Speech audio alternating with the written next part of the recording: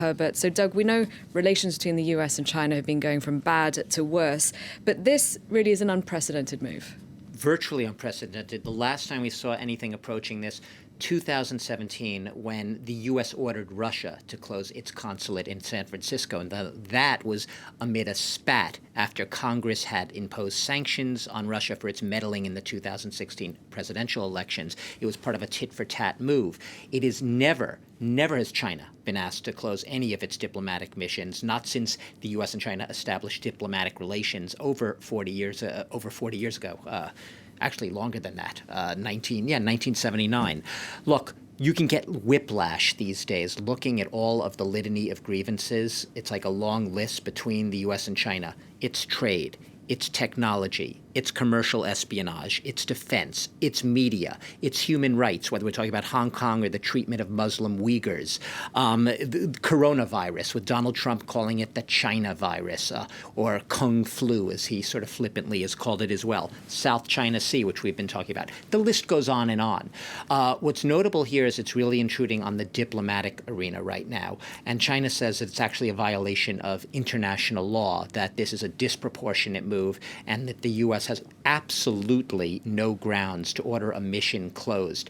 I will note that on the commercial espionage front, I mentioned trade and technology. The FBI said last month that the U.S. opens a counter-espionage case against China every 10 hours. So you get a chance just on that one area, how tense and strained this relationship has become. But obviously there's a context here, and that is the coronavirus pandemic, and the U.S. has really been lashing out very hard at China on that front.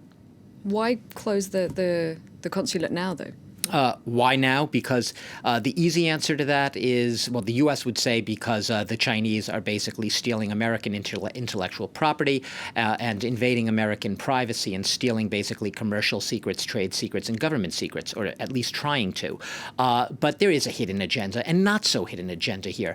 Donald Trump has blown hot and cold on China, and China has become a very easy scapegoat as the U.S. president finds himself basically up against the wall in his re-election bid, up against the wall. Why? Notably over his handling or mishandling, as a lot of people would have it, of the coronavirus pandemic. China is a very easy target. It's always been for Americans. It's easy for an opportunistic president to take China as a target and lash out, to whip up a conservative base, in this case Donald Trump's own base, who are already inclined to be antagonistic towards China. They used to call it the yellow peril. Chinese immigrants used to be targeted. There were quotas against Chinese and Asians. They looked different. They were seen as more menacing somehow than immigrants who look more like white Americans. So it's already, there's sort of almost a built-in instinct among a certain part of the American electorate that's ready to have antagonism towards China stoked. You have an American president who's ready to tap into that anger, to whip up his conservative base,